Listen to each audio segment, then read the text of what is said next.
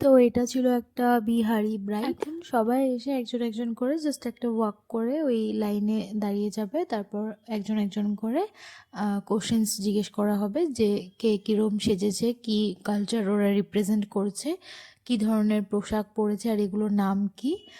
তো চলো আমরা দেখতে থাকি। অ্যাকচুয়ালি প্রোগ্রামটা ছিল 20th ফেব্রুয়ারি থেকে। আমি খুব বিজি ছিলাম এই কটা দিন, সেই জন্য ভিডিওসগুলো একটু লেটলি আপলোড করছি।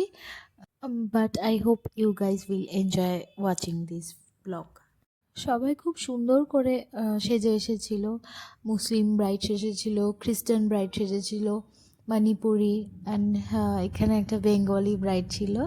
ও যে আমাদের বেঙ্গলি কালচারটা যে ছিল আছে আর কি, পিড়ি করে আসা, তো এই কালচারটা রিপ্রেজেন্ট করেছিল এই জন্য একটা মারওয়ারি ব্রাইড।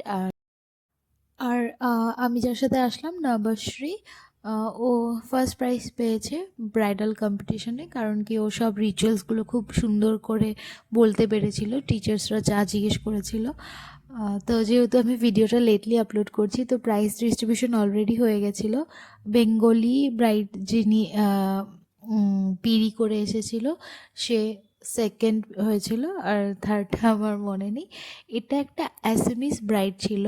অ্যাসামিস ব্রাইডের যে একটা জুড়ন বলে একটা নিয়ম হয়, ওনাদের শাশুড়ি মা দিনের বেলা এসে যে নতুন বউ তাকে সিঁদুর পরিয়ে যায়, সেই রিচুয়ালসটা এখানে দেখাচ্ছিল। যারা জানো না তারা দেখে নাও অ্যাসামিস ব্রাইড জুড়ন প্রোগ্রামটা কেমন হয়। আমিও ফার্স্ট টাইমই দেখছি, বিকজ আমিও আগে কখনো জুড়ন এই রিচুয়ালটা অ্যাটেন্ড করিনি। তো ভীষণ ভালো লাগছিল, খুব ন্যাচারাল লাগছিল জিনিসটা।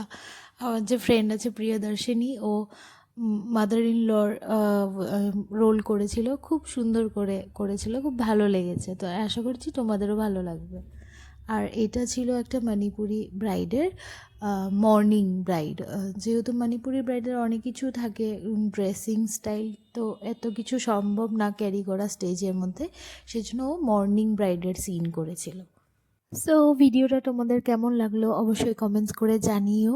আর তোমরা যদি কোনো নতুন কালচারাল ব্রাইড আমার ভিডিওর মাধ্যমে দেখে থাকো, সেটাও কমেন্টসে জানিও। তো চলো দেখা হচ্ছে পরের একটা নতুন ভিডিওতে। Till then bye by.